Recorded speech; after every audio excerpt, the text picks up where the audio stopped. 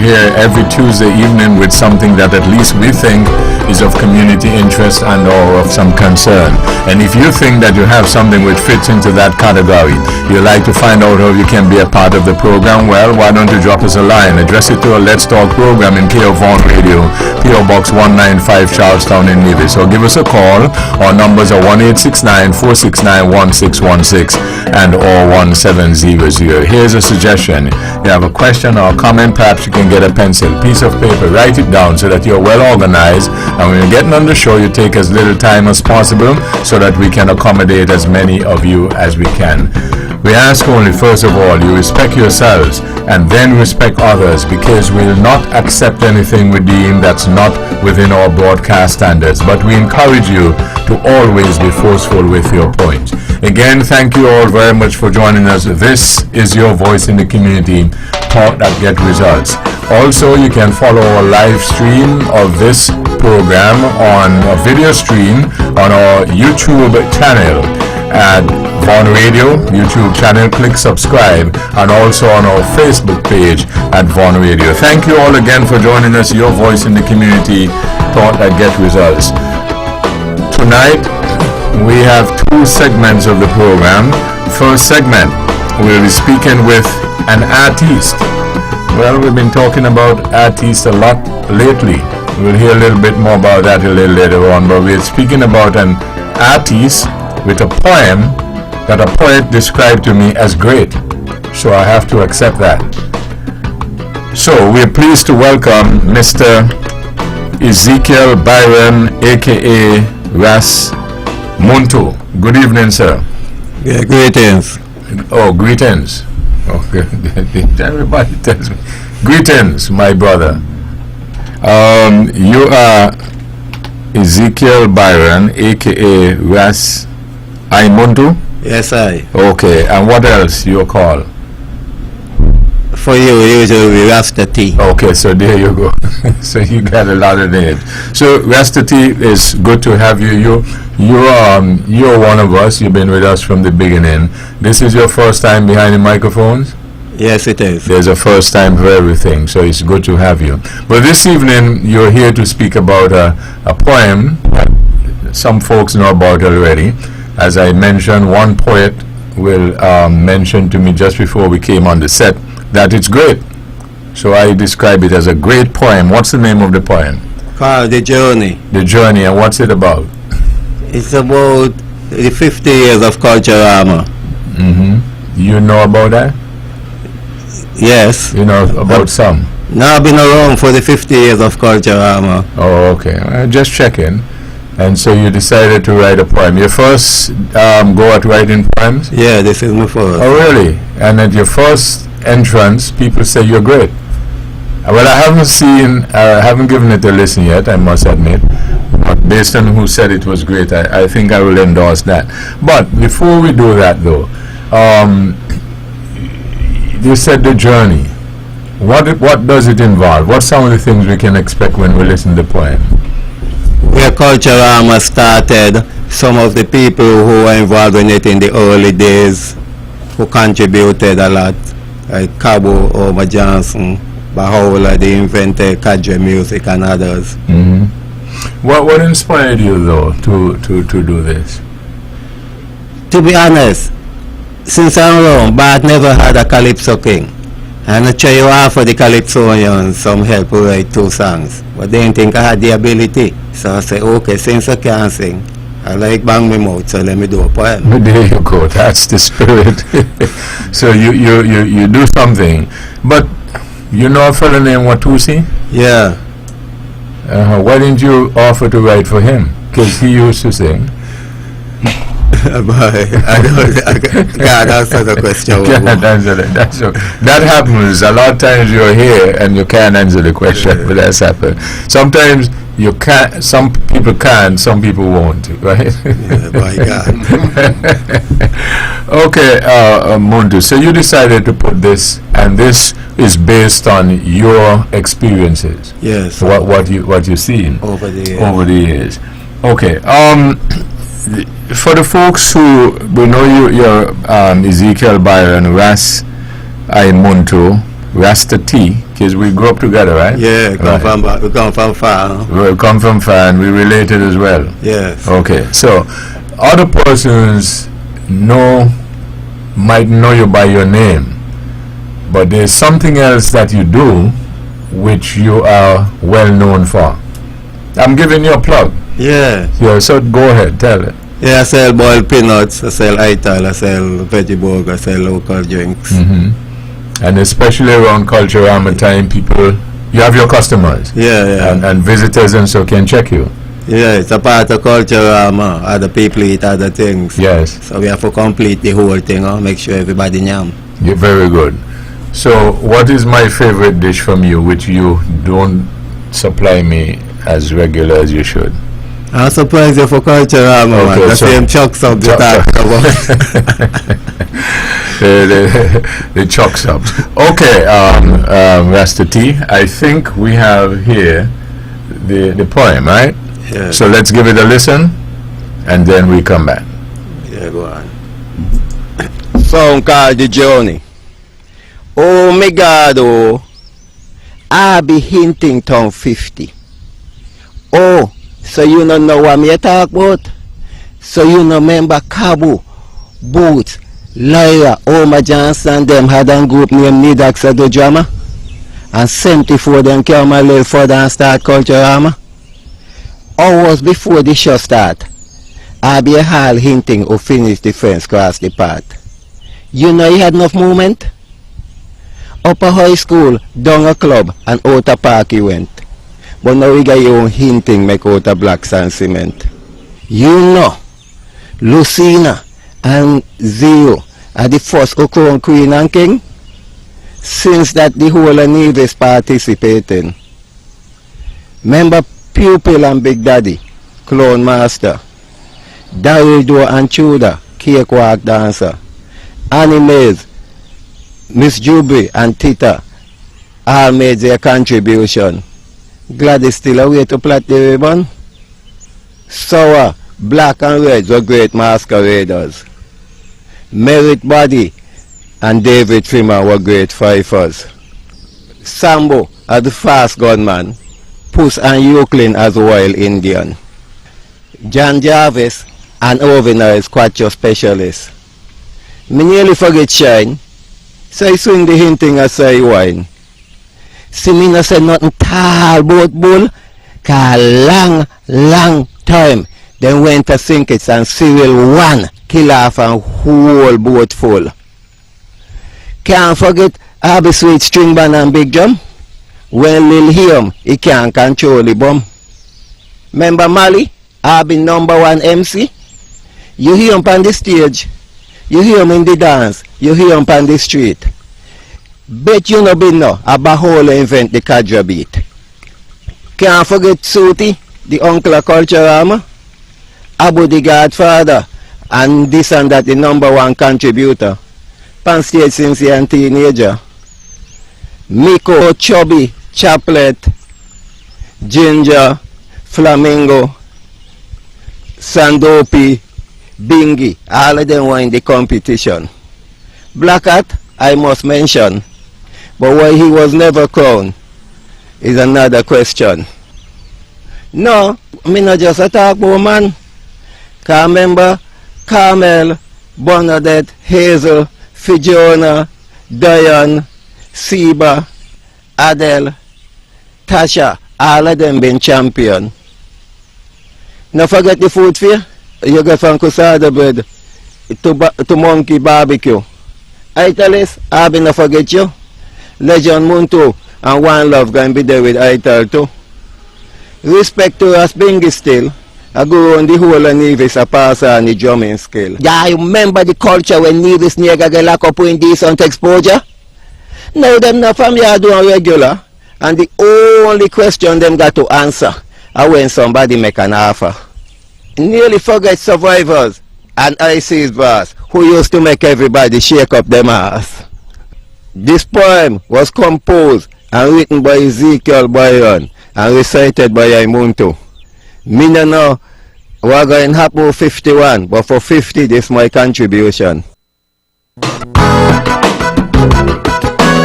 All always satisfying. Vaughn Radio, the powerhouse.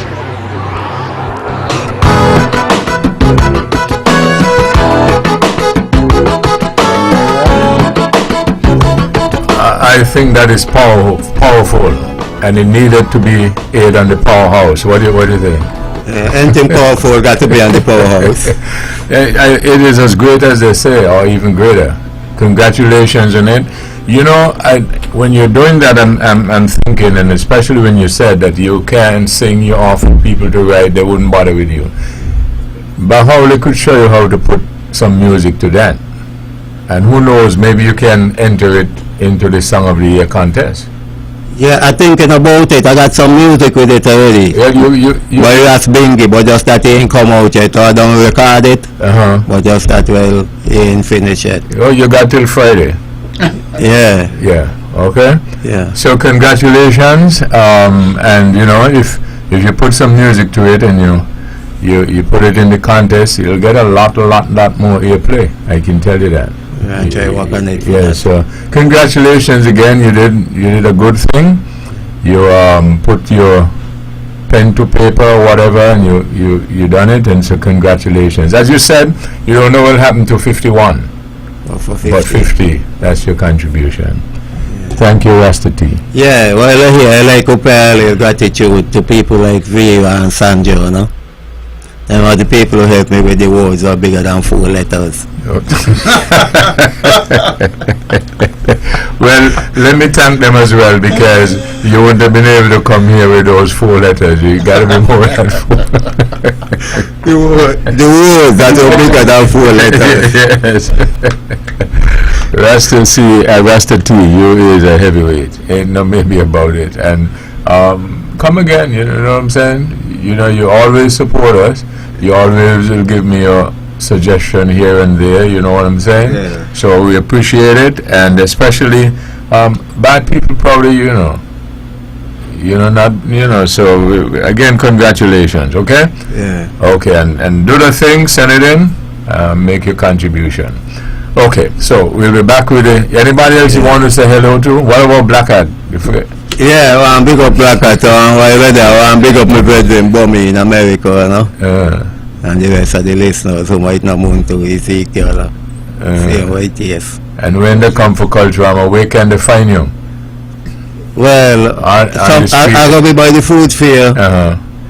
I got my usual spot in town for Juve morning that I originate, and everybody want to push me out. All that is part of the culture, right? Yeah. Oh, and then last lap, I usually be in Best Buy yard. Yeah. But I float around once or twice to go to kind to the demand, no? Oh, okay, very well. Yeah. And while they big up my virgin legend same way, you know? I do it occasionally. I hear on it every day. One love my virgin. Oh, okay. So don't forget listen, if you don't give me the chucks up this time, I'm gonna let folks know and they'll probably call you a bluff, and you don't want to be called a bluff, right? Take time, man. I'm surprised. Yeah. Okay. Thanks again. Yeah, and congratulations on the work. Gratitude to the eye and Van same way, you know? Yes. Make sure me panda hinting, yeah. There you go. Anything.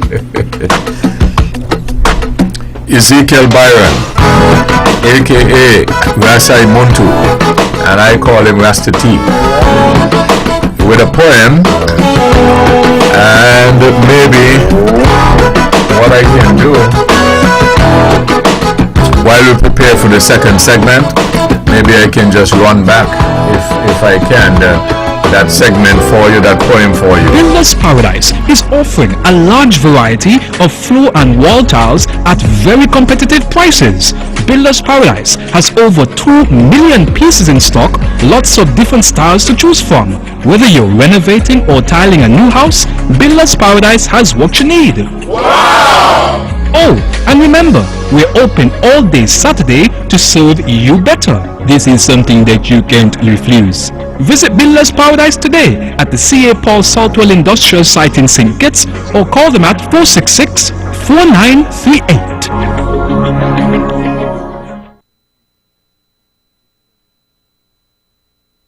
From Queen City, Nevis, this is the powerhouse of the Eastern Caribbean, Vaughn Radio. Song called The Journey. Oh my God, oh, I be hinting town 50. Oh, so you don't know what me talk about? So you don't remember Cabo, Boots, Lyra, Oma Johnson, them had a group named Nidax at the drama? And 74 them came a little further and start Culturama? Hours before the show start, I be a hall hinting who finish the fence cross the path. You know he had enough movement? Upper high school, down a club, and out a park he went. But now we got your own hinting make out a black sand cement. You know, Lucina and Zero are the first who crown queen and king. Since that the whole of Nevis participating. Remember Pupil and Big Daddy, Clown Master, Daryl and Tudor, Cakewalk Dancer, Animes, Miss Juby and Tita all made their contribution. Gladys still away to plait the ribbon. Sour, Black and Red were great masqueraders. Merritt Body and David Freeman were great fifers. Sambo as the fast gunman, Puss and Euclid as a wild Indian. John Jarvis and Ovina as quattro specialist. Me nearly forget Shine, so I swing the hinting as I wine. See me no say nothing tall about bull, cause long time then went to sink it and Cyril one kill off and whole boat full. Can't forget Abby Sweet String Band and Big Drum. When Lil Hiam, he can't control the bomb. Remember Mali, Abby #1 MC? You hear him on the stage, you hear him in the dance, you hear him on the street. Bet you no be no, Abahola invent the Kadra beat. Can't forget Suti, the uncle of Culturama, Abu the Godfather, and this and that the #1 contributor. Pan stage since he a teenager. Miko, Chubby, Chaplet, Ginger, Flamingo, Sandopi, Bingy, all of them were in the competition. Black Hat, I must mention, but why he was never crowned is another question. No, me not just a talk about man. Can remember Carmel, Bernadette, Hazel, Fiona, Diane, Seba, Adele, Tasha, all of them been champion. Not forget the food fair. You go from Cusada bread to Monkey Barbecue. Italis, I be not forget you. Legend Muntu and One Love going be there with Ital too. Respect to us Bingy still. I go on the whole of Nevis a pass on the drumming skill. Yeah, I remember the culture when Nevis nigga get lock up in decent exposure? Now them not from here doing regular, and the only question them got to answer are when somebody make an offer. Nearly forget Survivors and IC's boss who used to make everybody shake up them ass. This poem was composed and written by Ezekiel Byron and recited by Imuntu. Me no know we're going to happen 51, but for 50 this is my contribution. You're listening to Vaughn Radio from the Federation of St. Kitts Nevis. Back on this episode of Thought That Get Results. The first edition featured the outgoing poem that you heard. Ezekiel Byron, aka Ras Aimuntu. I call him Rasta T. He lives and is from Bad Village area. Bad Village should be proud of him. Nevis should be proud of him. Second segment is on now, and I told you about it. I almost can say I warned you about it. I told you that from last Tuesday and the Tuesday before going forward, to borrow Ras Aimuntu's last line, we don't know what will happen to 51, but we know what we're doing for 50, and this is one of the things. As he mentioned also in his poem, Bahar the Meek, good evening. Good evening, Webbo, and good evening, listeners. Good evening to my fellow panelists. my former stage mate, that is Roger Fifield. We have acted in plays together. And good evening to Mr. Brand, politician. Honorable Brand. Good evening, sir. Yes, all right. Okay, so let's begin speaking. Well, let me bring these fellas in first and say good night, and then we'll speak with Bahaula and then develop. So, Spencer Brand, the Honorable Spencer Brand, good evening. Good evening, Webbo, and a very pleasant good evening too. I would even dare say the very great genius, the master, Mr. Tyrone O'Flaherty. Thank you, sir. Bahaula Dumik.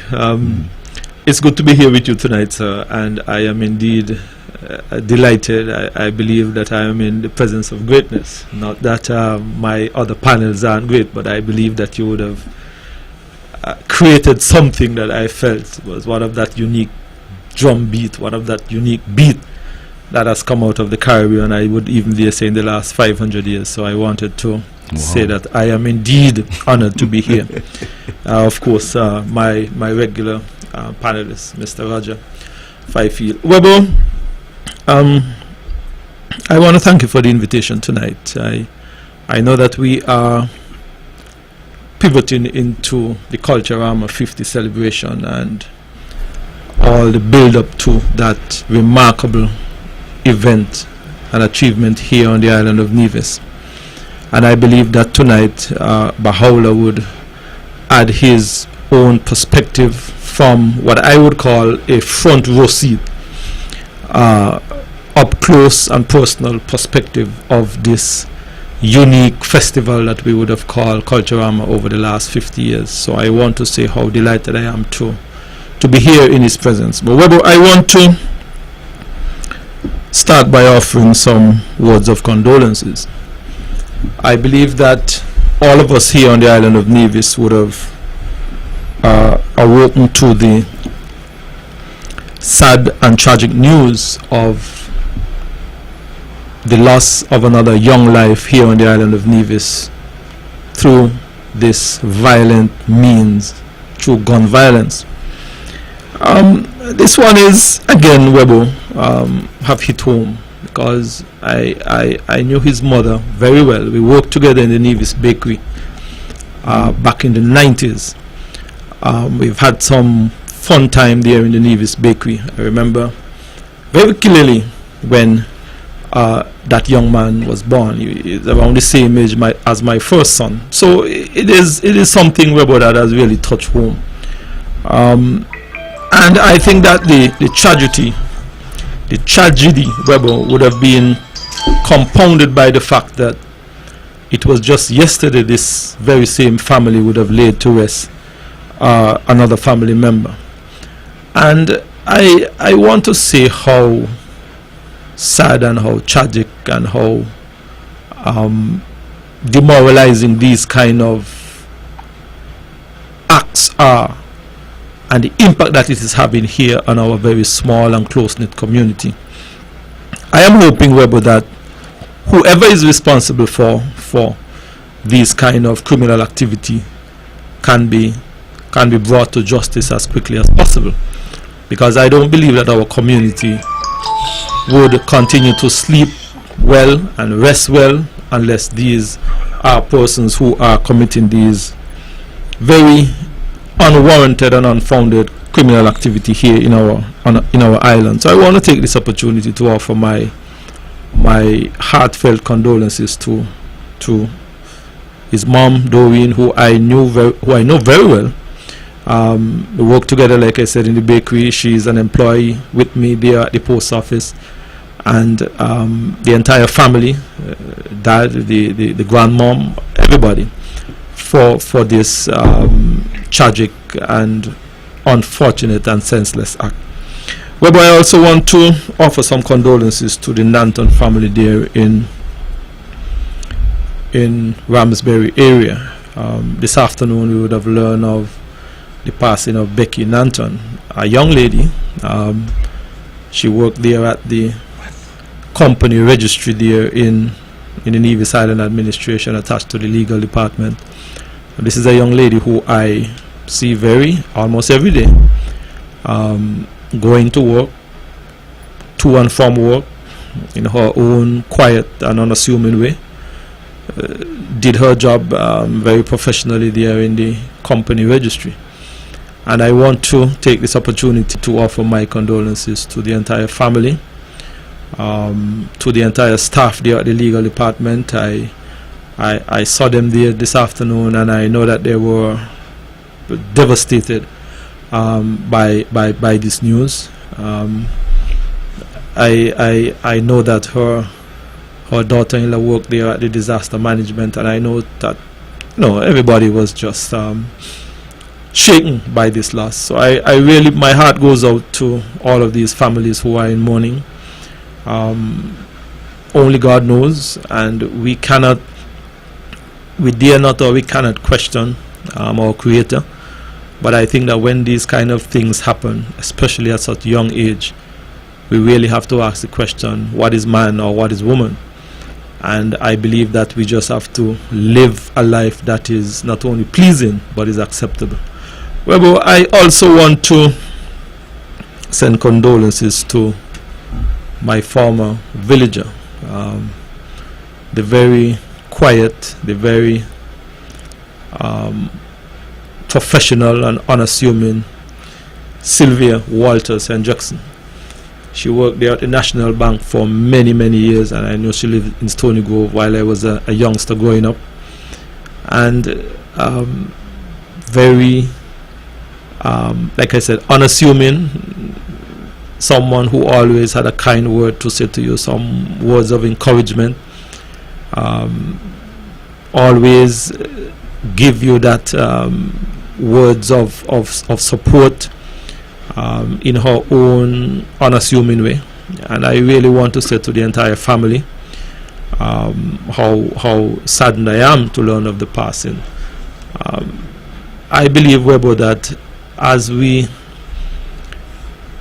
come into this life and we live a life that is, I would say, pleasing to others and to our Creator, and when we exit the stage, then we can look back and reflect on the kind of lives that these individuals would have lived. So I really want to say to the entire family, Sharon and Vaughn and the entire family, how saddened I am, all of the grand and great grand, on the loss of Sylvia. Like I said, she lived there in Stony Grove when I was growing up, and she was a very kind and very pleasant and wonderful lady.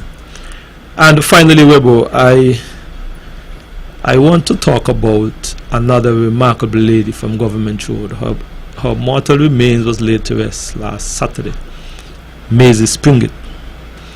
And if anyone going up in the Charlestown area knew Maisie, she was someone who lived and eat and sing the praises of our Creator. And I was so delighted to being at her funeral and looking at the video and looking at the slide and looking at her dancing without shoes. I believe it was her who didn't have on any shoes, dancing and praising her Creator. And I say, wow, this was truly a woman of God. So I wanted to say to the entire family there. I know some of them had some difficulty with getting to Nevis out of Florida because of storm. But I wanted to say to them that even though that they were not here in person, that I believe that they would have seen their mom and their great mom had a wonderful send-off, the kind of spirited lady that she was. And well, I think that this is the kind of persons who would have shaped us as youngsters growing up. This is the kind of persons who would have always willing to say to us, as she would say to her own children, go straight and come straight. And those are the kind of things, Webbo, that I feel that as a community we need to begin to help to once again shape our community. Webbo, to all those families and to anyone else who are in mourning tonight, I certainly want to offer my condolences. Webbo, I also want to say congratulations to, I would think, a former fierce competitor of Bahola, King Miko. Oh yes, absolutely. Who is the patron for Culturama 50. Oh, massive congratulations. I have had the pleasure, I'm not so sure if it was so much of a pleasure, because of judging Miko as a Calypso judge years ago. Should have been a pleasure, yeah. Why not? Well, he did not really call, so but I think that his contribution to Culturama and the institution, so to speak, of Culturama has been tremendous. And I believe that in construction and in the building of everything, there are certain important and critical pillars. And I would even dare say that he was one of those pillars who helped propel Culturama to what it has become. So I wanted to say congratulations to King Miko. I know he is out of the competition arena, but I think that his contribution over the last, or during this last 50 years, has been well documented. He literally gave us our unofficial national anthem, and I think that his selection as patron for C50 is well recorded, well documented, well deserved, and I want to wish him all the very best, and I want to say to him kudos and thanks a million for his contribution to Culturama. Roger Fifield, good evening. Good evening, Webbo, and I'd like to say a special good evening to my fellow panelists, and of course to all those who are listening via the various media, who are viewing, and those who are listening via the internet and of course the radio. Webbo, I too want to join the Honorable Minister in sending out condolences to all those who are mourning and grieving at this point in time. Webbo, I got an opportunity to listen to the poem that Ras Muntu recited yet again this evening, and I am extremely happy, Webbo. And Webbo, one of the things that persons may not know, and I myself didn't know either, is that he actually went to the Zion school, the Nova school that's right in Zion. So we could understand. You claim him. So what's so special about that? You claim him. Big man. You're claiming him, okay. He started his school journey in the east. Let me just put it that way. And Franklin Brown. Of course, Webbo, I want to say congratulations to our Culturama patron, the King Miko. I think Miko is one of those Calypsonians who would have touched every facet of our culture. You know, his compositions, the way they were arranged and everything like that. I listened a bit of the interview with him this morning, and he spoke about the various arrangers that he would have worked with because he didn't want it to sound the same and stuff like that. So I must say kudos to him. I too think that the selection, you know, was a good one. I don't think we would get much complaint about his selection as patron for Culturama 50. So congratulations again, Mr. Warner, and of course, really happy to be in the company of Bahola the Meek. I haven't seen him for quite a number of months. Quite a number of months. And Webbo, you know, he's one that I would have acted on stage with in the past. He's also one that I have learned so much from, you know, in the past, and I'm going to continue to learn from him, no doubt. And I'm really, really, really ecstatic. I'm really, really happy. And one of the things, though, okay, let me do this though. We're going to talk a lot with him and about him a little later on. But let me get into a couple of things with Baha'u'llah. Baha'u'llah is not everybody know of you and about you. So let's do some background on you, right? You originally are from where? Originally, I am from Newcastle, Nisbet Settlement, to be precise, which is in those days it would have been considered an outskirt of Newcastle, closer to Nisbet's plantation. You know, because there was a big divide between the police station in Newcastle, there was a bridge, and some cane fields, and then after that there was another settlement, a village over there called Nisbet Settlement. I used to write down Newcastle just to sound big, but I was really from Nisbet Settlement, which then was, well, I incorporated it into Newcastle. In fact, where I live now at Rollins Pasture, I call it Rollins Pasture Newcastle. I'm incorporating that too. But I'm a castle man. Yeah. Right, but you spend a lot of time around the Charlestown area. Yes, in fact, there was a time people used to accuse me of being a tongue man. Yeah, I think they still do, but anyway. But I did because I had a brother who lived at Government Road, and I spent a lot of time with him going to Charlestown Secondary School. You know, I spent weekends there, and it just so happened that most of my friends in Newcastle immigrated to the United Kingdom in the 60s. And so most of my friends in the 70s were actually residuals from Charlestown. I met them, you know, reunited with people like Zumba and so in the Virgin Islands, really.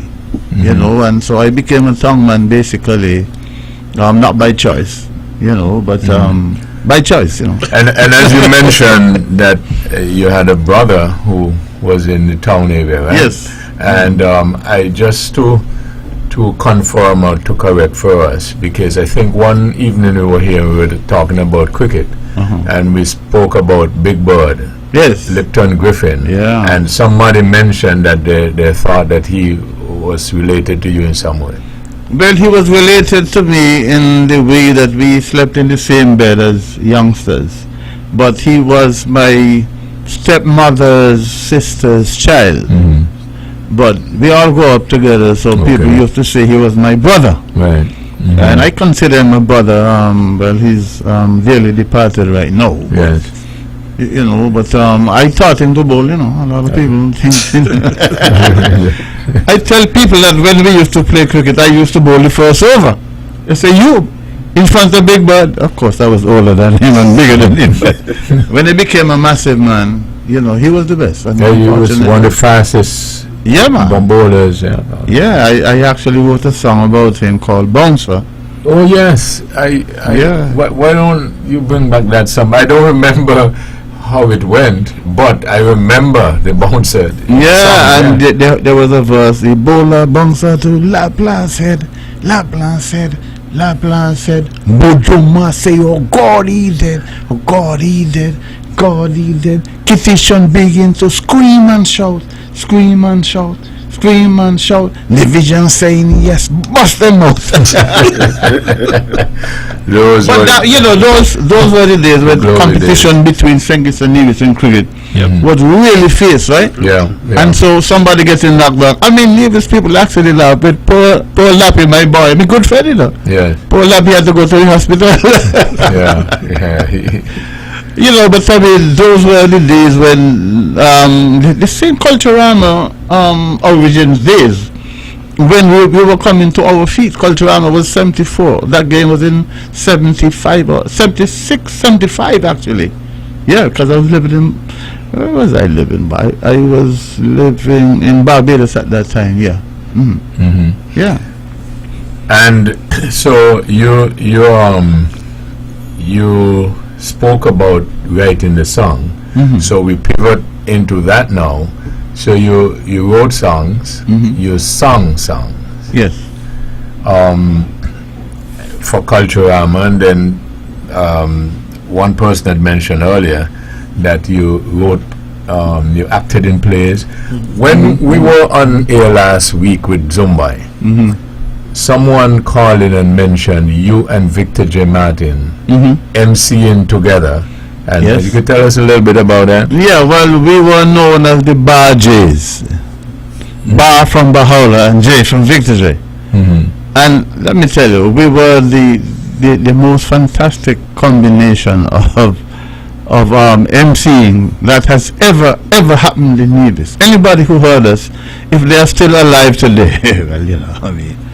But we were legendary, man. Me and Victor J, we were legendary. We complimented each other. We were very good friends, you know, and so we complimented each other on stage because we kind of knew what the other one was going to come with, you know, and we made fun of each other, just like Sparrow and Melody, you know.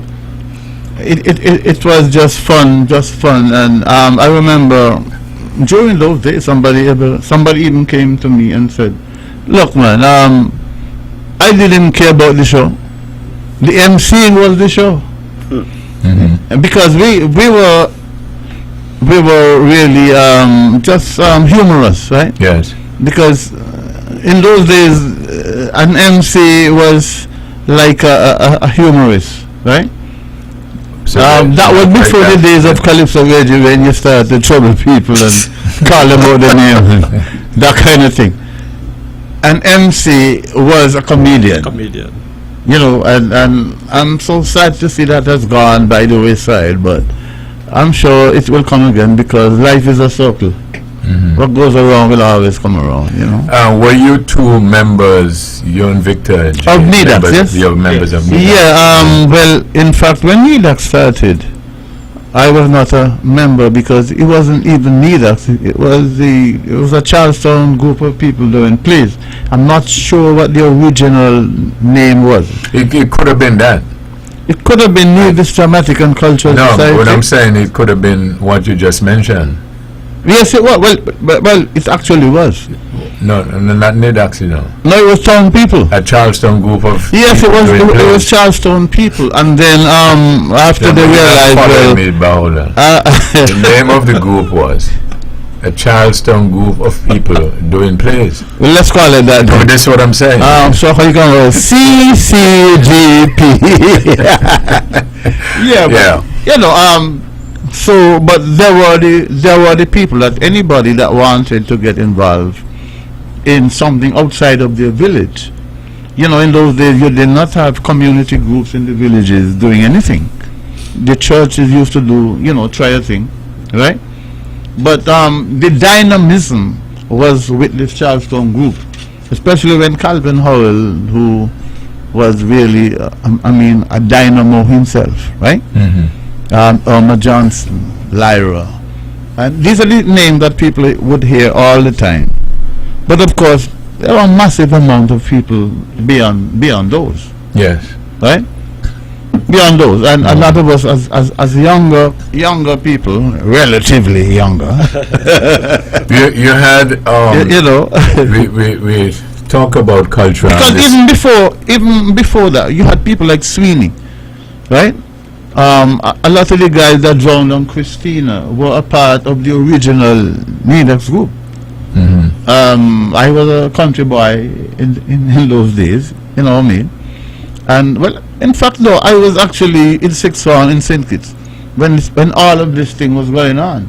And when I came back to Nevis in the early 1970s is when I was first to be initiated by this group. You know what I mean? And you knew of when we used to have carnival, because one of the things that we had mentioned as well, which a lot of people and the younger people don't know, that Nevis actually used to have carnival. Well, I would be surprised if they don't know. If they don't know, because they don't want to know.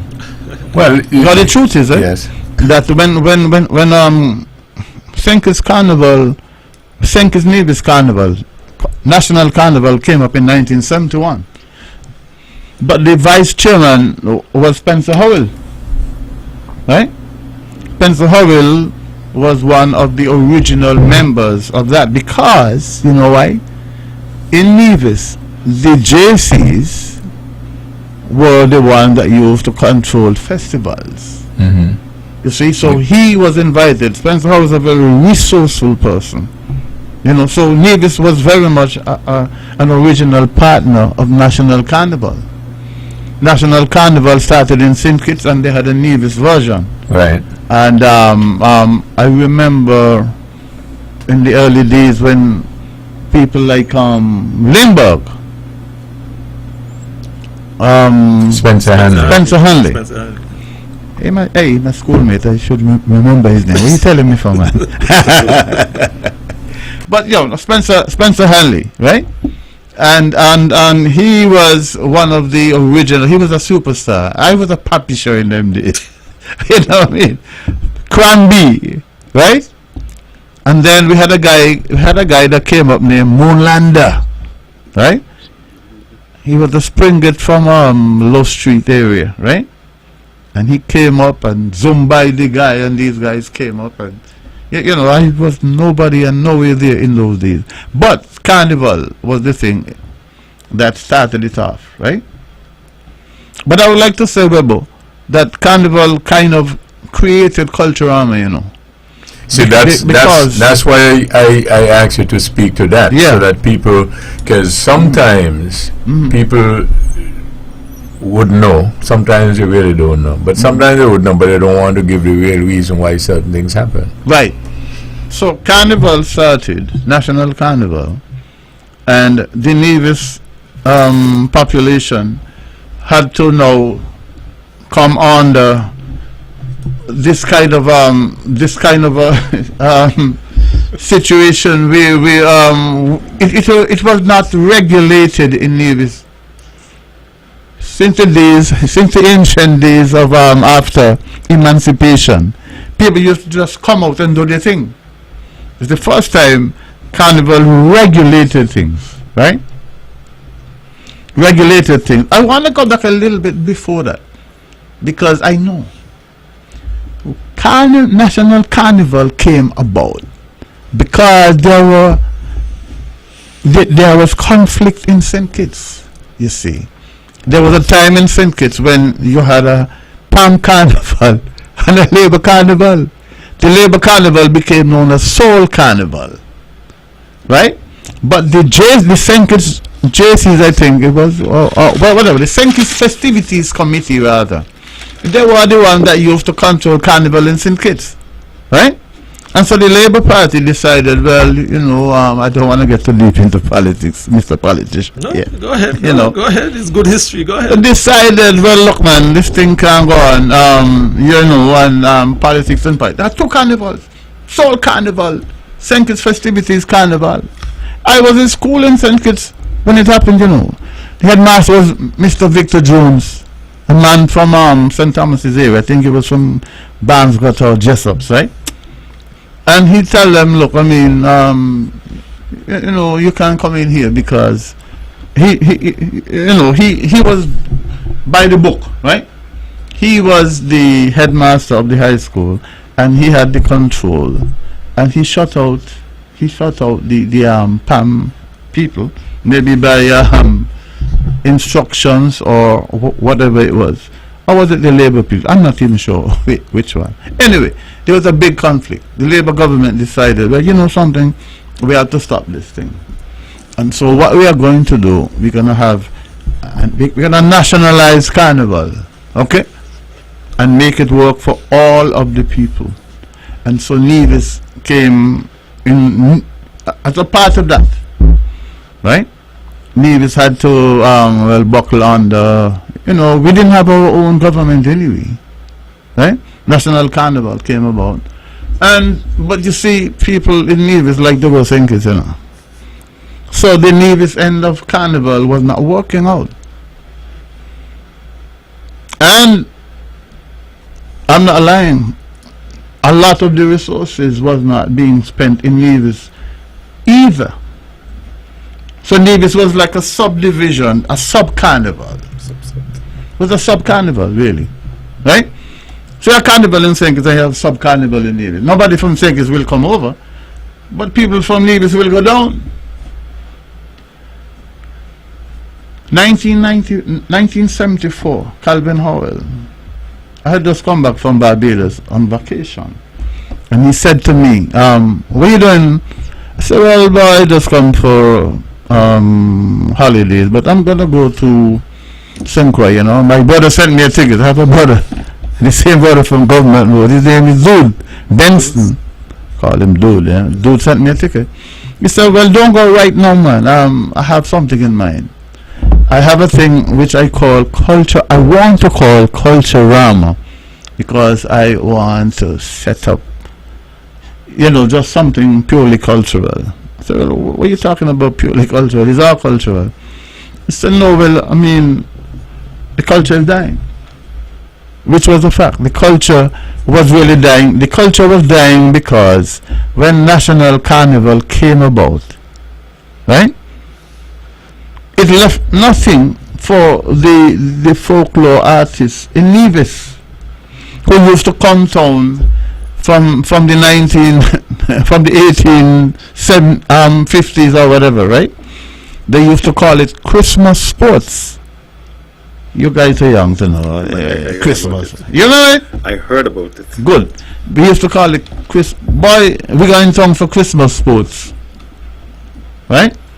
And so that started dwindling because National Carnival took a lot of the naturalness out of it. National Carnival started to create to create things that were not natural.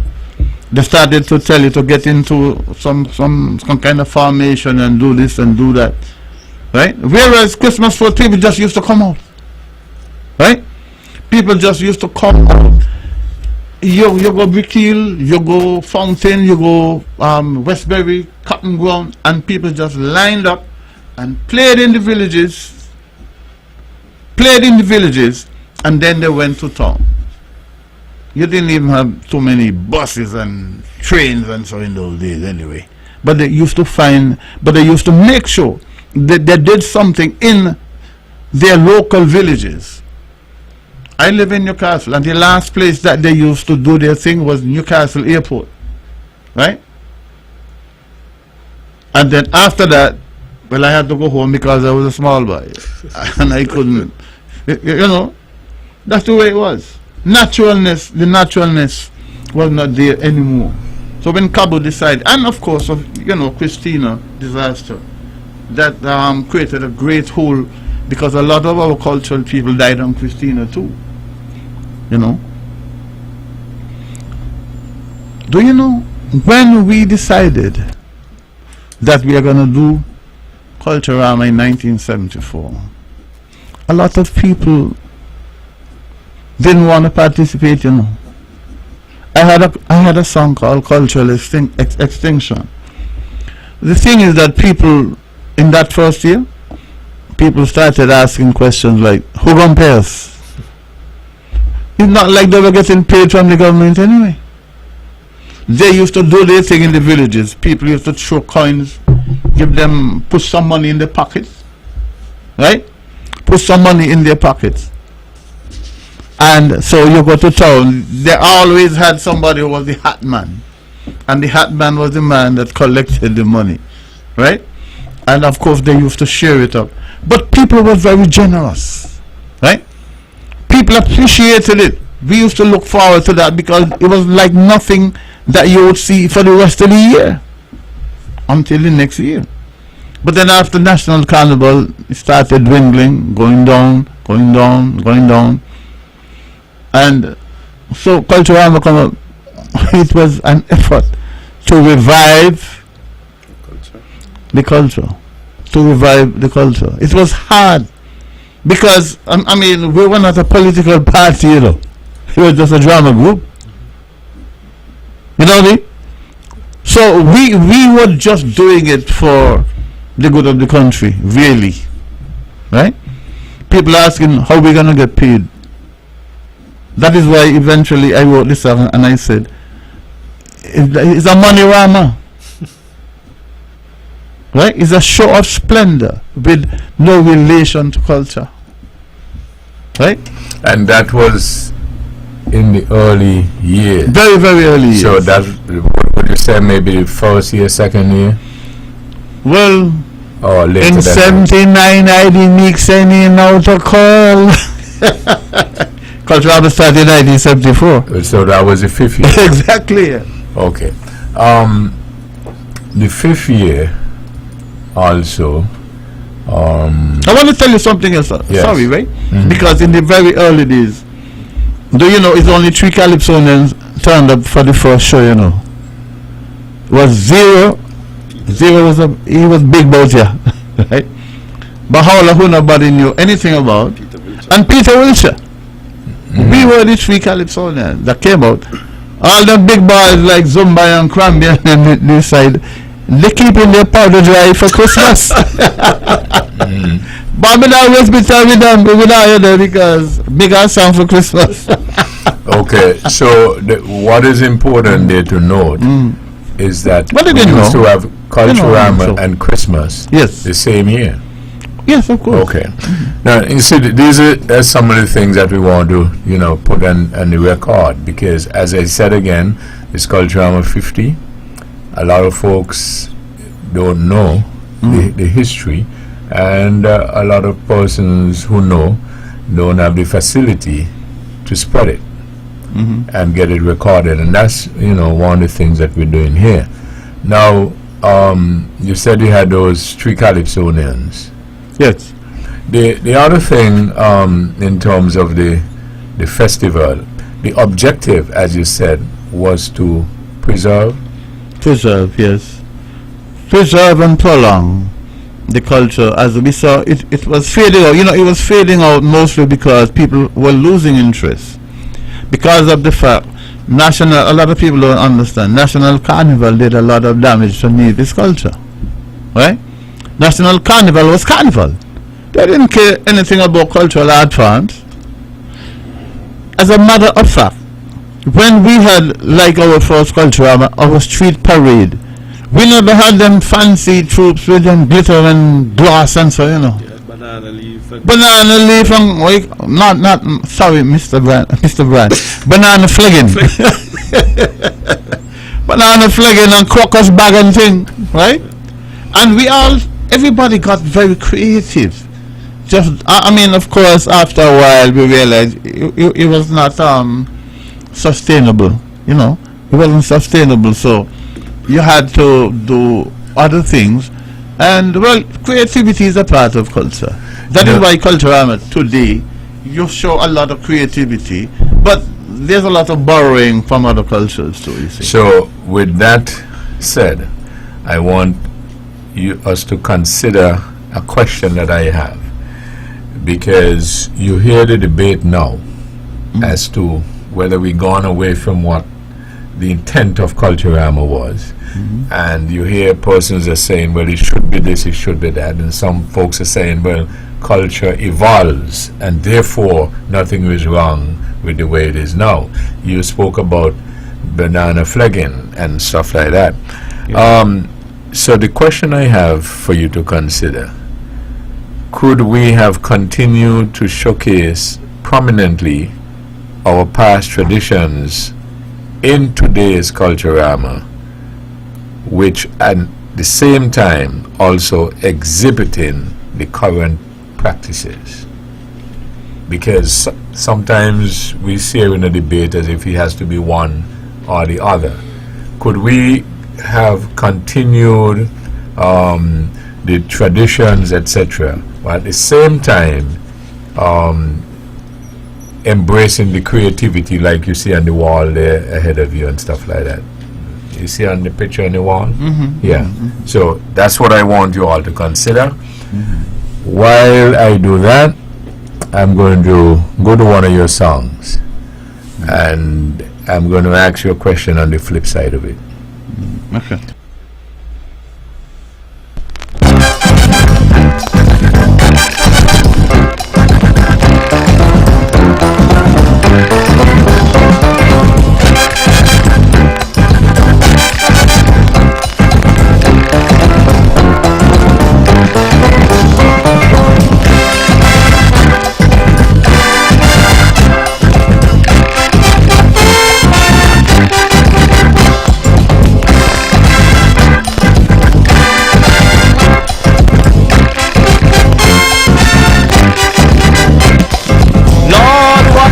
tune in Charleston, everybody jumping up like they're mad.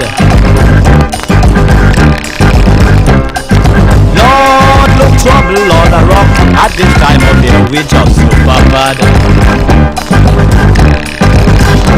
It's the 5th anniversary of our Culturama. People come down from as far as North America. Everybody is certain, every music capture the soul. It's like an orgy of festive madness, nobody can control. Celebration to drive out sadness from this part of the world. Lord, oh Lord, look how Culturama fever taking over the land. It looked to me like the place on fire back on that in the land. Where else you could find action so needless people on the go. They put their hand on top the waist, making back and all in the place singing aye, aye, aye, oi, oi, oi. Culturama fever taking over the land. Aye, aye, aye, oi, oi, oi. Culturama fever taking over the land.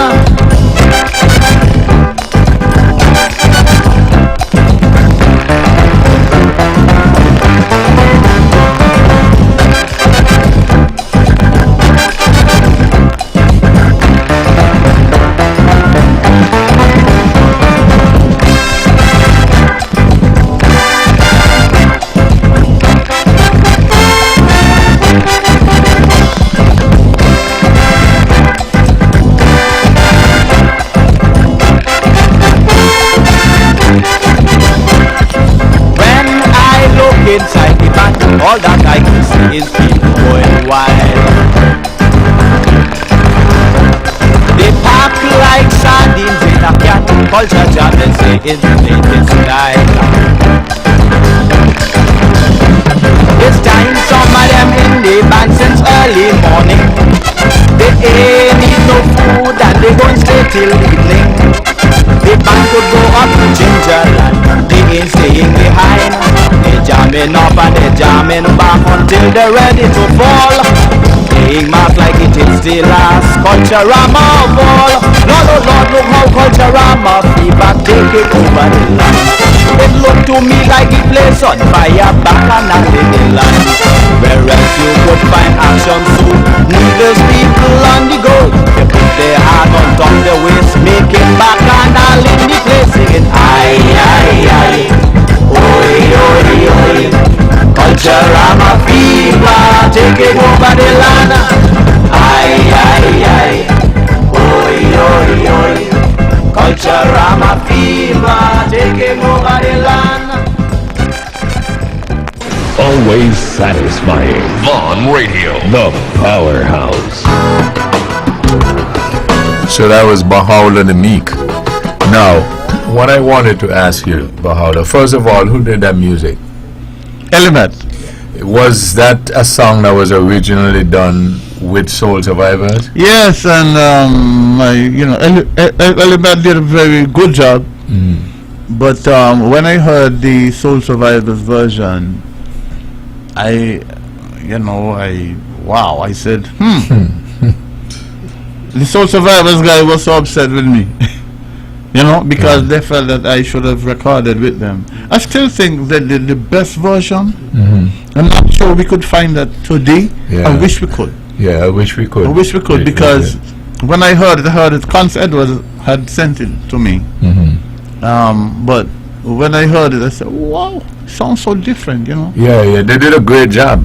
I mean, they did the best job. I mean, the best version of Cadre was done by Soul Survivors.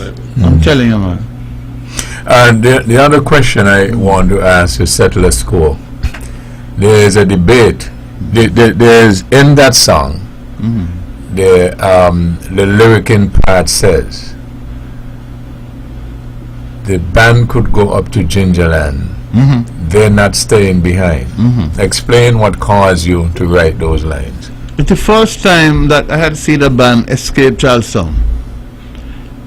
We used to jam around town. I mean, the shows used to finish at a certain time of the night. The show before Juvie, right? And then there was a dance at Conch Shell. So Juve used to start at conch shell. You know what conch shell is, Roger? Just teasing my young friend here.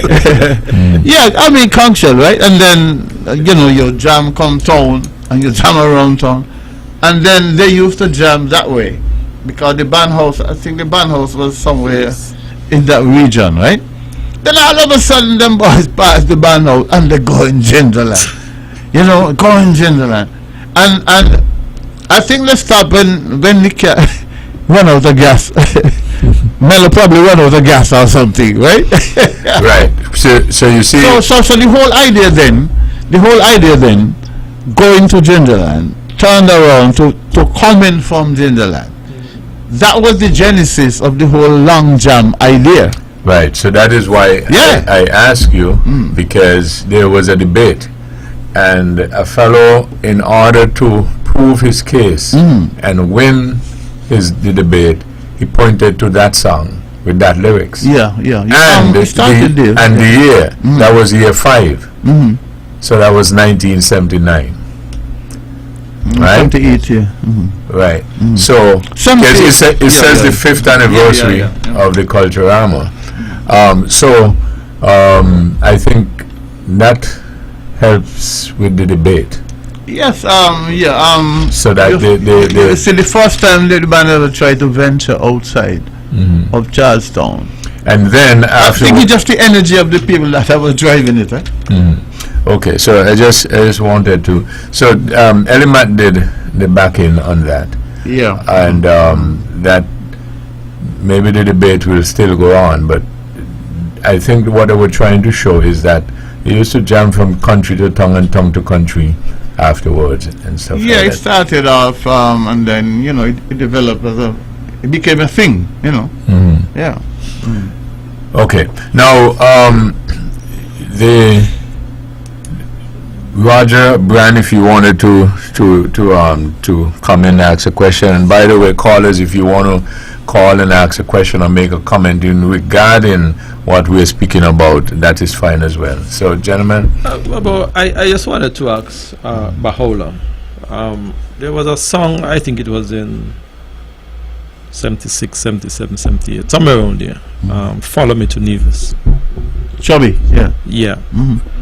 Wonderful song. I always wondered what was the thing. Well, I'm not aware if you know what was the thinking behind that song, because I thought that it was a song that was a rallying call to invite people to come to Nevis for this Culturama. Do you know what was the thinking behind the song?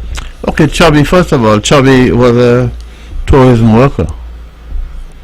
He was working at one of the hotels. I'm not sure which one. I don't want to I don't want to make a mistake and give a particular hotel the credit when they shouldn't have it. But he used to work at a hotel.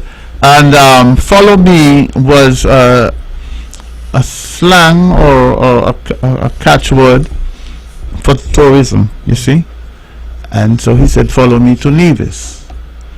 I hope Chubby is listening and you would call in, my friend. Welcome, Mrs. Thomas. Yeah, let's take that. Sorry about that. Good evening. Thank you for holding. Good evening, Mr. Herbert. How are you? All right. Again, I'm here listening to your program. Again, fantastic, great as usual. Very high standards as usual of your program. I appreciate you all the time. I'm here listening to Mr. Baholder, the maestro himself. Good night, brother. How are you? Good evening, man. Good. Okay, as Baholder talking about the cadre and his music and folk survivors, I really have to continue to come in and say my two piece and that as well, because I will believe the reason why up until today USA folk survivors did the better of the two is because I believe the tightest rhythm that ever come out of the Federation, and I would say the Federation, was of blessed memory Admiral Swanson, blessed memory Clive Scarborough, and still with us, Elroy Swanee Swanson. Yep. Couldn't touch that rhythm. That rhythm, I mean, up until today, people only realize the goodness of Clive Scarborough when he went to join, what do you call it, the GIS Brass after Element breakup, when he joined GIS Brass, people were out. GIS Brass International, yeah. Outside, yes, Clive Carver was, I'm telling you, of blessed memory. So we have produced some great musicians on this island of Davis. So I'm happy that you just saying that you believe or you know that Souls of Ever did the better of the two. I know that, yeah. I know that. Yeah, because I remember when Nico did a Kadra song. I can't remember the name of it. Nico did one. And Nico did say that I am not going to get my piece unless Swanee play the guitar. Don't you remember that? Swanee played the guitar and one of Nico, I think it was the first time Nico did a Kadra. I think so Swanee played the guitar. So I think the rhythm, the tightness of those three men, yes, the drummer, I think the drummer at the time would have been one of those guys from Weekly, the Babymaker, Snowflake, but the rhythm of those guys was so immaculate, so tight. I have to give kudos to those gentlemen and the contribution towards music and towards Culturama of music. Thank you. Okay, thank you very much. Yes, go ahead. Webbo, I just want to ask Beholder, you know, how the name Kaja Beat came about and, you know, how the beat was actually created. Beholder, while you think about that, let's go back. Let's go back to the. Okay, go ahead. I think we lost that caller. Yeah, the name is easy enough to explain. Because I had no name for it. For the good evening. I knew something. Hold Beholder. Caller, go ahead. Hello, caller. Good. Go ahead. You have to speak much louder, please. Toby used to work at Zetland. Zetland. Oh, okay. All right. Right. Chubby was a great guy. Worked at Zetland's hotel, and he's a phenomenal calypsonian. I'm telling you, man. He's good. Go ahead with the answer. Yeah. So what happened was that there was a guy named Elston Wilkes. You know, a good friend of mine, you know, around Harlem, Shelter and so on, and around the band. I think he used to sing in the band. We used to call him Shadow. He always liked Shadow songs. He used to sing in Soul Survivors. He said, boy, I love that beat, but I don't know what, it's a beat, you know, it's different, you know. I say, yeah. So what you gonna call it? I said, boy, I don't know. I say, he said to me, you know, it sounds to me like a cross between cadence and reggae. I said, oh, yeah, okay, let's call it cadre. You remember cadence? I mean, no, that was spoon. Chuchung was spoon. But cadence was a Dominican or something. And of course, reggae, everybody know reggae. And he said, it sound like a little bit between them because that's the way it was. Okay. Well, no, Kadra is played now. That sounded like the original, like Soul Survivor. I wish I could just find that copy. I'm telling you. While you're talking about names, you're Beholder the Meek. Yes. And then in all my meekness, walk with me. I have some stuff here in my library, which says sackcloth and ashes. Yes. So there was a story behind that too.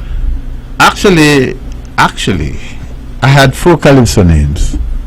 When I was a papi show in school, my calypso name was Lord Magnus.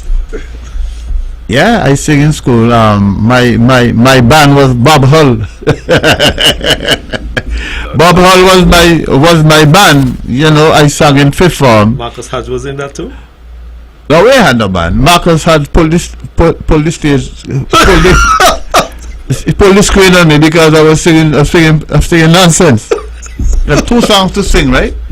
And the first one, I was trying to sing Sparrow song. Jordan, we are going down. Jordan, we are going down. Jordan, we are walking the heavenly road. But I didn't realize that the verse was louder than the chorus. So when you sing, Jordan, we are going down, Jordan, we're going to walk the heavenly road, and then I got to sing, a little Milan, they're going to look at, now I come to the boy, the people laugh, and Marcus Hodge was the one that pulled the screen on me, man. I hope he's proud of himself today. The boy, I don't believe in giving up, right? And Bob tell me that, man, we got another song to sing. The other song to sing was written by my brother, Dude, right? And it was a song about school activities and so on. And it was very humorous. And I came back out and I sing it, right? And boy, the crowd, when they see me come out the second time, they start to laugh, boy. They were uproarious, right? Oh, the Papi Show come again. Yeah, right. Papi Show came with a good song, right? And so I sang that song. And the next day in Charlestown, I'm walking around. It was the biggest hit. No, they had two sets of people. The people who only saw the first song, they would say, Magnus! And the people who saw the second one, Magnus, man! Magnus! I was the Papi Show for the first round, eh? You know, that teach me something in Calypso. But Webbo, you know, that's my first song. When I went to you know, all of us were great followers of Chocolates, were just commonly seen. I was never a slow song kind of man, right? I always prefer my song to have a little bit of bounce. So I decided to call myself Shuba Dubai. For the first year in UE, my name was Lord Shuba Dubai. And when I come back to Davis now, my friend William Doe, who used to be known as the Mighty Digger, decided to call himself Zumbai the Guy. And he was more famous than me. So I decided, well, I can't come to the show by the way no more. So I went back to Barbados and I found I have to get a new song. I'm in a new name. Mm-hmm. I had a girlfriend, she told me that she was a Baha'i. So I asked her, Baha'i, what's that? She said, sis, you know, that's my religion. So I said, well, what's the name of your big boy? She said, what's your mean, big boy? I said, well, you know, the Christians have Jesus Christ. They have Buddha. They have Muhammad. You know, you're a big boy. You know, you're a prophet. She said, he named Baha'u'llah.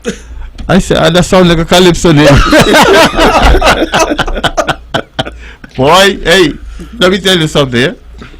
It went well for a while. Nobody. In Barbados, it was a little thing. It's when I went to Montserrat and I sing, I realized, Baha'u'llah was a real thing. A man came to me one day and he said, Tyrone, you know, he called me Tyrone, you know, I have a problem. But what make it worse, the man was my landlord.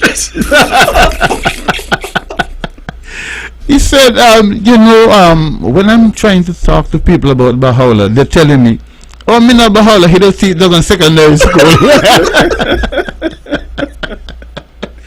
You know, and I said, sorry, I really didn't know, you know. But I got the name, I had recorded Culturama Fever under that song. Man, next thing you know, I was served with an eviction notice. But of course he didn't say it's because of that. He said the people who own the house coming from England and they would, I don't know, so I had to move in.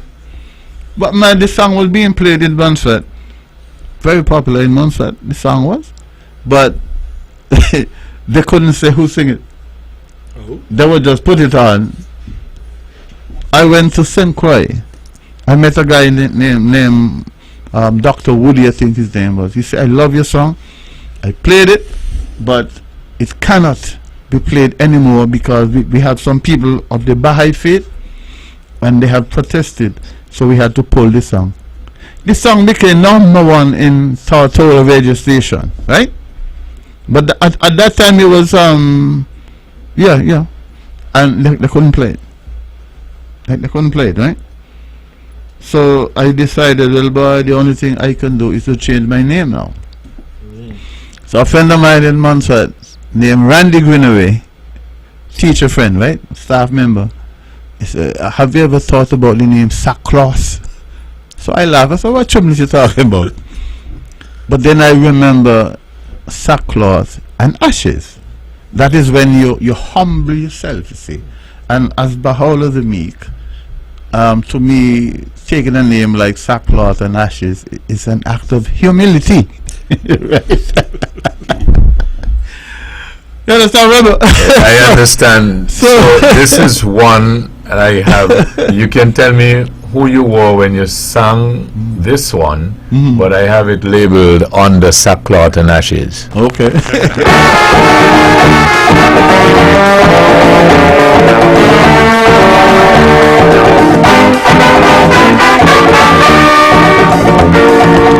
When I came with the country beat, plenty people say it's sweet but not junky. I come to pull up this ain't true, and anyone who hold up you must be crazy. I never won a road match, that never was my aim. But when this factory bomb explode, all of them go exclaim, Cadre take over now, Cadre for the road. Cadre take over now, Cadre for the road. Yeah, the vibrations for Juve morning.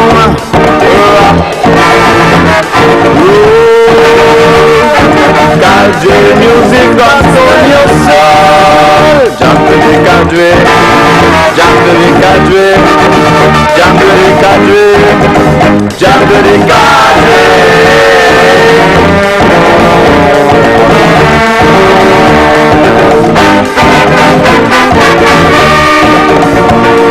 The magic band that I have so bad, if you don't know music, my girl, you sick. They will think I am another man, bewitching the whole island with me music. They wouldn't know what it done, they're floating on a cloud. Sweet music from the DM, God is screaming, oh Lord, Cadre take over now, Cadre for the road. Cadre take over now, Cadre for the road. Yeah, the vibration for Tuesday morning.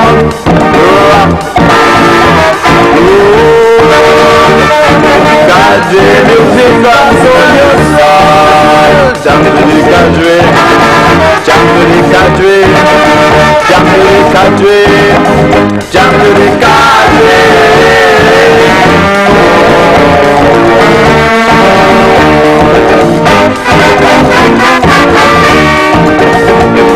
And when they think that it's come and pass, I come in back with such a blast that will shock them.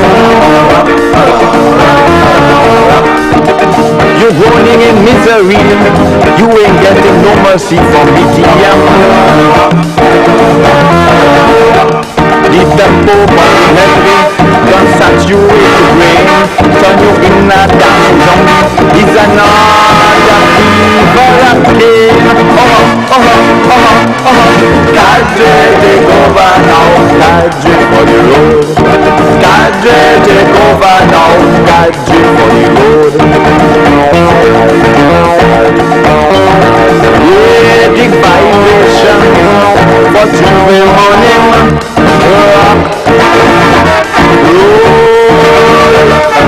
Cadre music on your soul. Jump to the Cadre, jump to the Cadre, jump to the Cadre, jump to the Cadre.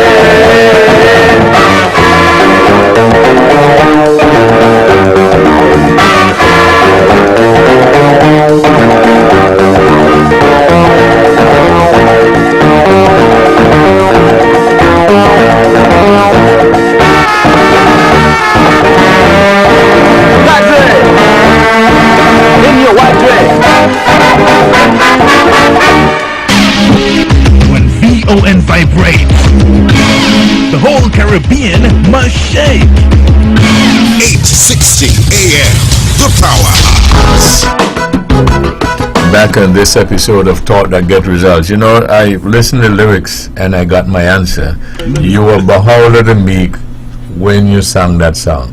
Because Yeah, you're yeah. groaning in misery, you're not getting no mercy from BTM. BTM, Bahawala Zafiq. Yeah, you're right. So the other thing is, you know, when we were doing Zumbai last week, Roger was referencing the lyrics. And you see in those days how lyrically rich the fellows were with the Calypso. And I was just telling my tech here that when you listen to the song, the lyrics in particular that I like, when you think the storm done pass, they're coming back with such a blast, you're going to shock them. Who did the music for that? I was telling Roger, in those days, right? We had to do our own music, right? Meaning, you say what you want with your mouth. Bam, ba, dam, ba, dam. Right. I mean, ba, dam, bang, bang, bang, bang, bang, bang, bang, ba, dam, bang. I mean, I came with that, right? The arrangement. And they fit in. They're who? But Swanee and Clive. Right, so the band was Soul Survivors. Genius. Yeah. I'm telling you. Right, so that's what I was saying there. So people don't know that. The band that back in was Soul Survivors. Used to practice like 20 people for Culturama. And they ain't had no music sheets, you know. That's true. They did not have any music sheets. And They remember all the songs. I remember, in fact, in 2000 and early, right? They decided to do the Day of the Legends on Samuel Hunkins Drive. Atnell Swanston and Swanee, the original Swanee, was around. I said, "Boy, we're trying to do a thing, you know. I hope you guys." And they said, "Man, we could find enough people." And they found enough people from the original Soul Survivors. They went up on that stage, no practice.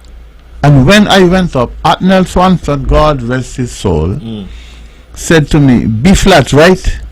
And I'm like, You remember? "What? B flat?" The man is telling me what I sang about, what, 20 years ago or whenever it was, right? B flat, right? I said, "Well, yeah, I guess." And it was B flat, right? And those guys went up there. That's what element Adeline. They just did dung, and the whole cadre beat took over again. And then I had to, I nearly hold my head and ball. I said, "My God, I miss this," right? I miss it because if I had been able to record the cadre beat with them originally, it would have been something totally different. I'm not trying to decry what Element did. He did a fantastic job. It just was not the original. But let me be clear. This music in this thing, who did it? The background, the back end. Element did the one that we played earlier. Soul Survivors. That's all like Soul Survivors. So this that was Soul Survivors. Yeah. Right, but that's what I'm saying. I just wanted. But I was trying to upgrade it, and so it would sound a little bit different and more refined from the original Culturama feel. Right? No. But Soul Survivors did that, yeah. You're sitting in Edric seat and look like you want to disconnect me the same way. We're doing two things, Bahola. We were speaking about the earlier song. Oh yeah. Which Element backed you up and recorded that. Yes. Correct? Yes. Okay. Now, this song here.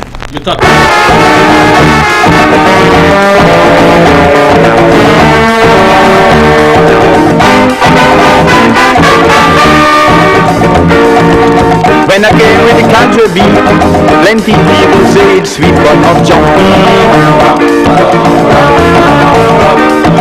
A country tune that's decent tune, and anyone who hold that you must be crazy. I never won a road match, that never was my aim. But when this country bomb explode, all of them go exclaim, Cadre take over now, Cadre for the road. Cadre take over now, Cadre for the road. Yeah, the vibrations for Tuesday morning, rock Cadre music console your soul. Jump to the cadre, jump to the cadre, jump to the cadre, jump to the cadre.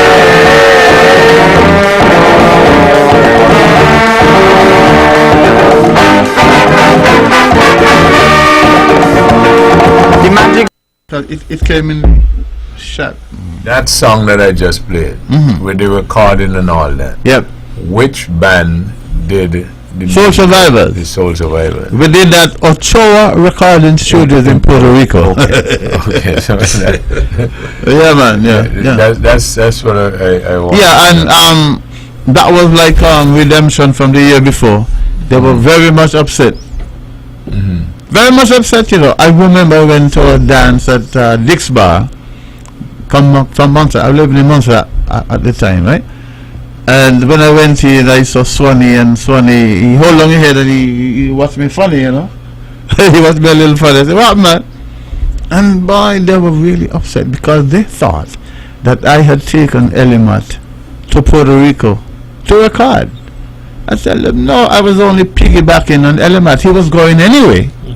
So I called him and I suggested to him, can I do this song? Because this song was very popular in St. Kitts. This song was 16 weeks on ZIZ charts. And you know what knocked it off? I think it was Lionel Richie. Lionel Richie had a song once, twice, 3 times a lady, or whoever sang that song. That was the song that knocked off Culturama fever. 16 weeks. Right from the time Culturama done, they had ZIZ top 40 or top whatever, right?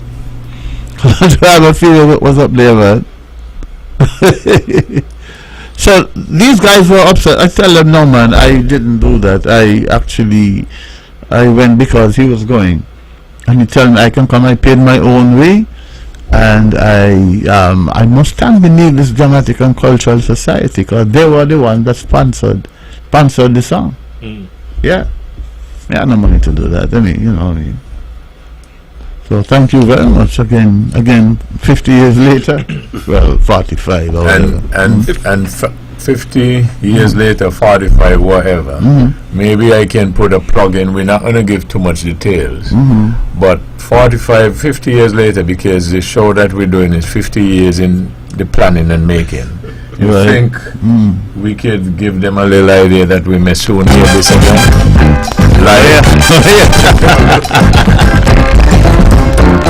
So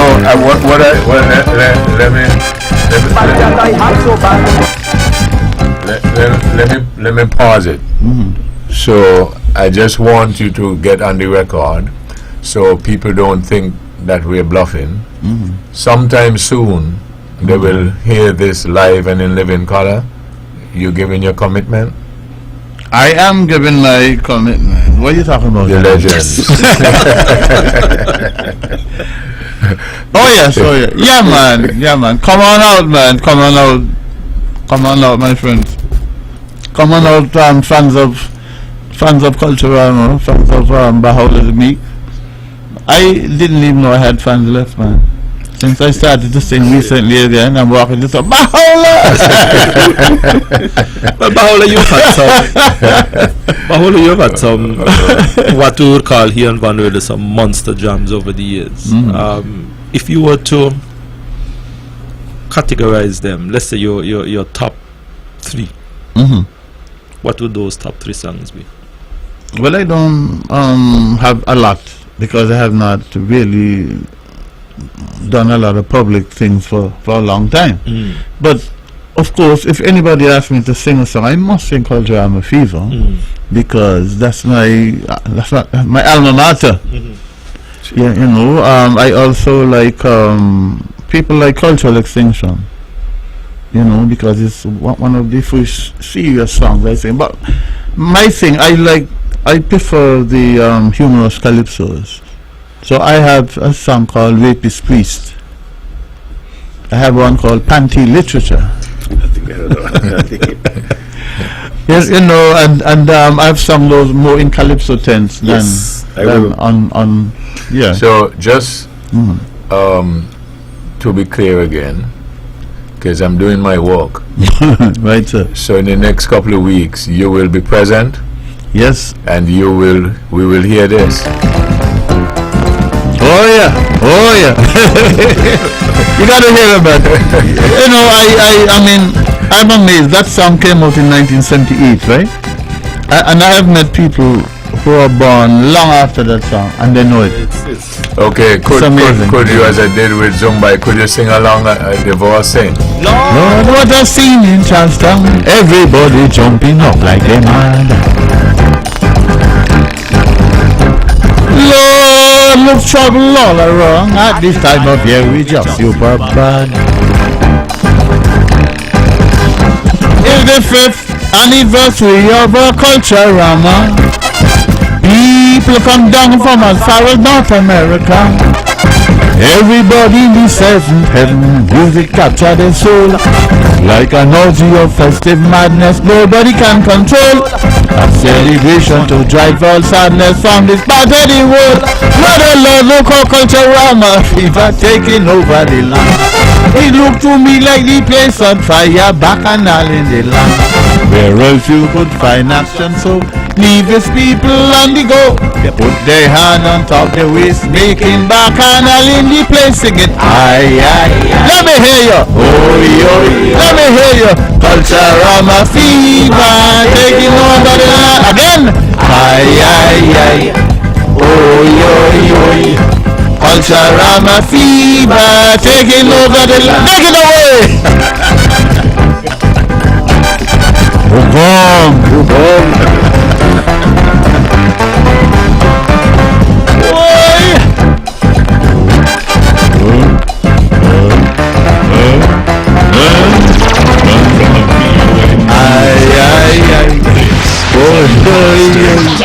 Culturama fever taking over the land. I'm hoping my panelists will help me, man.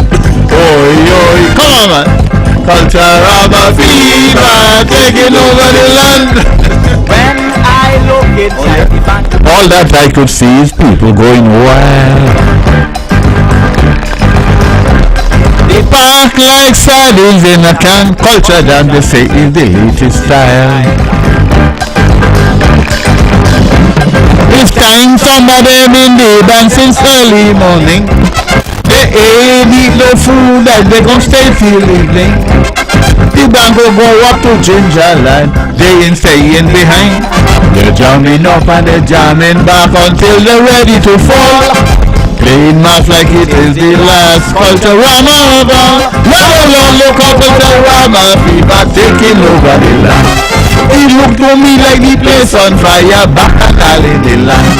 Where else you could find action so leave his people on the go. They put their hand on top the waist, making bacchanal in the place. Singing aye, aye, aye. Let me hear you. Oi. Alright. Culturama fever taking over the land. What they singing? Aye, aye, aye. Oi. Culturama fever taking over the land.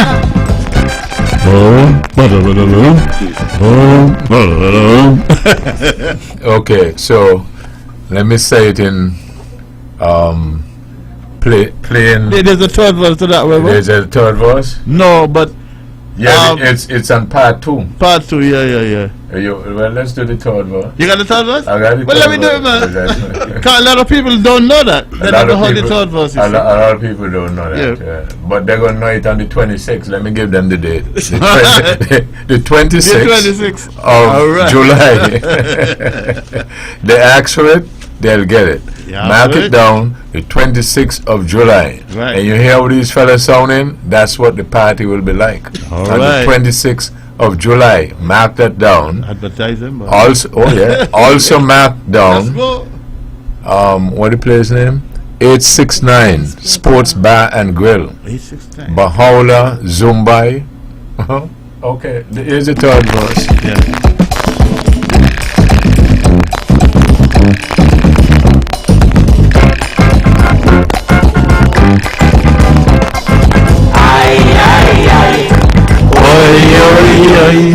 Culturama fever taking over the land. Let us sing it. Let me hear you. Culturama fever taking over the land.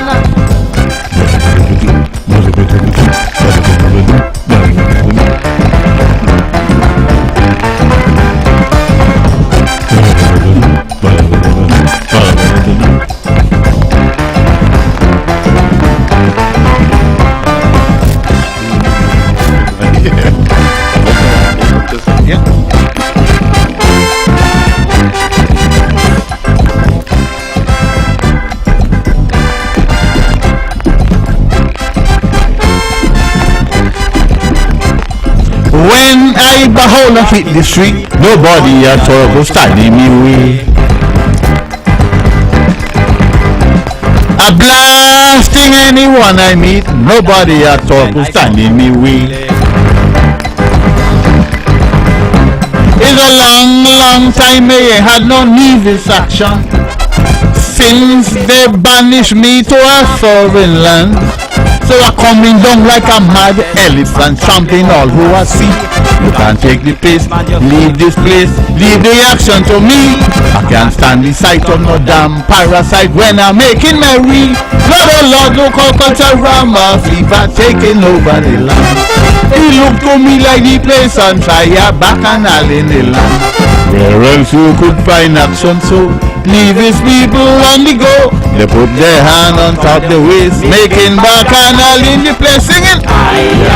What they singing? Oi, oi, oi.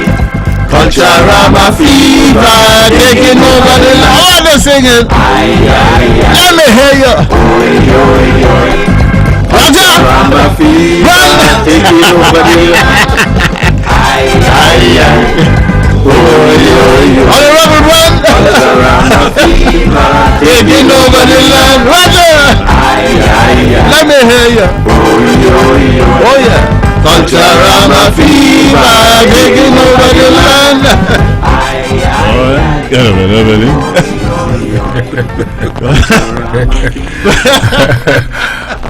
All I could say for now, so Bahawla is in, Zumbai Digga is in, and you'll get the list of all the other fellas. So it give you an idea of what the party is going to be like. It's called the Powerhouse 50 Legends Show. Yeah, the date is July 26th. The place 869. 869. I think we won't say it that way when we do the ad. 869. The place is 869. Yeah. That's the best for the CC Roger laughing here that one day. Roger 869, boy. So I told them more to come. And that's one of the things. So we're having this show. Bahawla, speak for yourself. So you're in. I'm in. And they will be hearing that same song. Plus, oh, absolutely. I must sing that song. Right. Yeah. Okay. So that. I'm hoping I can sing the 3 verses actually. Well, you just did. Yeah. And then maybe you'll add a 4th. Yeah. Make sure that you add Honorable Brandon. Maybe you can use those fellas to do the back end. But are you coming? That's the only place to be. Yeah. 869. Right, I must remember that when they're doing the production. I told them to say 869. Oh, okay. So, Bahawla, you did also Cultural Extinction, right? And that was a big song. Why don't you? That's a more serious song. Yeah. Yes. Why don't we give it a listen, and then in the remaining minutes you can explain to us why you did it. And, okay. Sure. Okay, let's do that.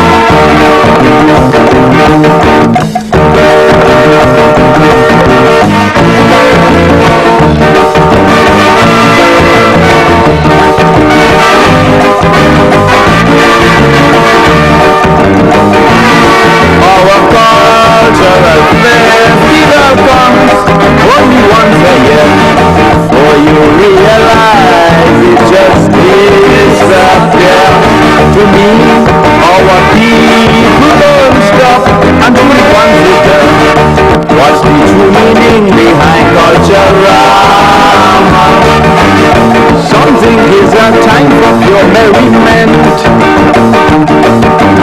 Some don't take the chance to be delinquent.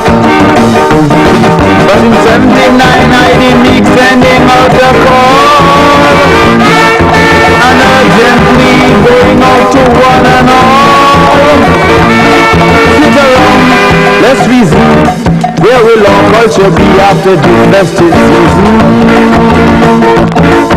To me our culture, going down the gutter, we just sit aside and we don't even bother. People check it out. We live in a world where culture is king. We losing with ground and we wouldn't say a thing. People check it out. Never business, Marco Jambi. They have faded away into history.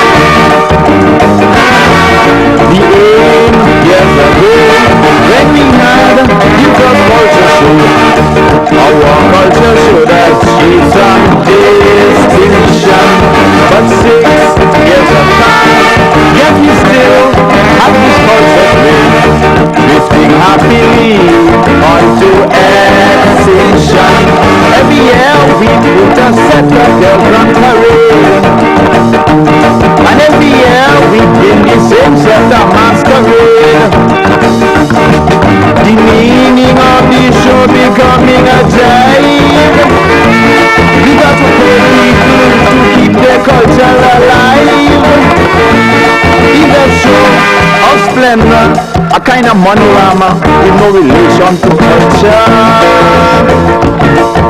Look over our culture, going down the gutter. We just sit aside and we don't even bother. People check it out.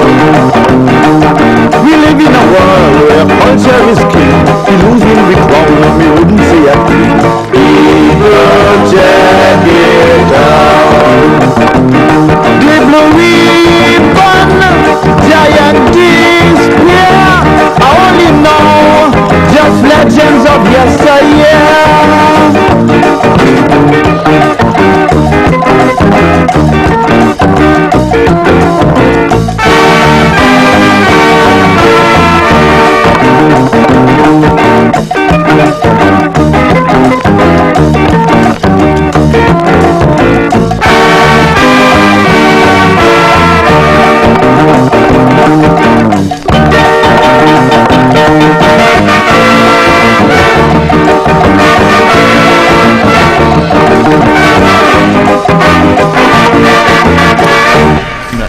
Bahola, in case you're confused, that was Soul Survivors. That was Yes, it is. Yes. I'm very ashamed of myself because the Honorable Brad asked me who was playing the trombone. Now, I don't know why he's so interested in the trombone. Maybe he played it. I don't know. I play tenor sax. Tenor sax. Yeah, I can't even remember. How the sweetness of the trombone. Boys, I wonder, the guy who the called horseman in, did a great job. the guy who called in earlier, Patterson Fleming, right? I don't remember what instrument he said he played, but he called in last week. He played tenor sax. Oh, he played tenor sax. Oh, okay. But anyway, look, this was the first time that we were having brass in Nevis in my experience, right? Because a lot of the older tunes was just the combo, right? And to hear the way that brass went down, it's fantastic. Melodious, man. I'm telling you, man. Fantastic, really. Right. So the song, that was way back when, right? That song. Yeah. Way back when. Right, but you listen to lyrics. Yeah. Cultural extinction. Yep. 5 Right? years after Culturama Yeah, started. but this is what I'm saying. Wow. And it is so fascinating to know and look at your history, because even when we were doing Zumba last week, and he was singing a song, the one "Where Do We Go From Here?" Oh yeah. And I think Roger and some other persons concluded everything is still the same. It's a cycle. Yeah. So the same cries that we are making now, Yeah. we were making 40 something years ago. It's still the same. Yep, yep, So yep, in 5 years later, you sang cultural extinction. Unbelievable. I can't believe, because a lot of things have not changed since. Mhm. Well, it's worse now. It's a money rama for real. Right. But somebody made an interesting point though. It's a show of splendor for real too. The costumes that you have now, right? As examples on the wall there, which we are talking about and vilifying. Yeah. A lady called in last week and reminded us and Zumbai and told us that they were the first streakers. And I remember they were streaking. Yeah, the streakers. And she actually was one of the streakers. The fascinating thing she said, when she went before the magistrate, the magistrate said, I was made to understand that you were streaking. She said, well, I don't know what you're talking about. I know I was wearing a brown bathing suit. Very brown. Your body, it's like what you call a natural color. Yes. Yeah, but so that the cultural extinction. So that's why I wanted to play it, because I was, a few years into Culturama and we were saying the same thing. Yeah. And well, I'm looking at the costumes on the wall, and I'm not trying to decry them in any way, right? But a lot of them are not natural, right? I mean, you could go anywhere and see those kind of costumes. You could go Trinidad, you go Brazil, you're gonna see the same things. And right now, Brazil gone very minimal now. Brazil costumes are so minimal that you're not gonna know the difference between brown costume and those that are not. Exactly. Well, to be fair, some people, are hoping that this Culturama will encompass almost everything else. Who's got the last word? But, in this song, there's two lines that I really love. And is the crux of it. We live in a world where culture is king. We losing we crown and wouldn't say a thing. Those lines are really powerful. Bahola, you got the last word. So maybe you can tell them what the date is again. July what? I could tell you the date in 26. Okay, and I turn around and say 869. That's the last word. 26, 869. Everybody jumping up like them. This program repeats tomorrow at 10 o'clock, following the VON News Minute. Join the Honorable Mark Brantley tomorrow evening at 8 o'clock for On the Mark. Join This and That, Keith This and That Scarborough on Thursday evening at 8 o'clock right here for Government at Work. Thank you all again for joining us. This is your voice in the community, thought that get results. You all have a wonderful evening. Music capture the soul like an orgy of festive madness. Nobody can control. Celebration drive all sadness from this part of the world. Lord, oh Lord, look how Culturama fever taking over the land. It looked to me like the place on fire back on that in the land. Parents, you would find action soon. Leaders, people on the go. They put their hand on top their waist, making back and all in the place singing aye, aye, aye.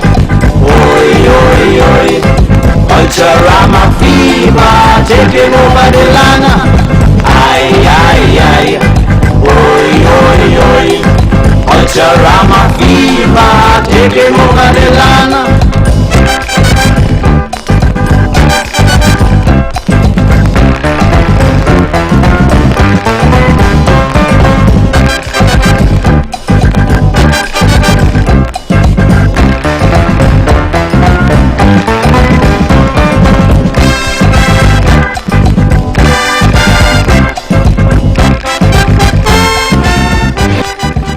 views and opinions expressed on the preceding program were solely those of the participants and do not necessarily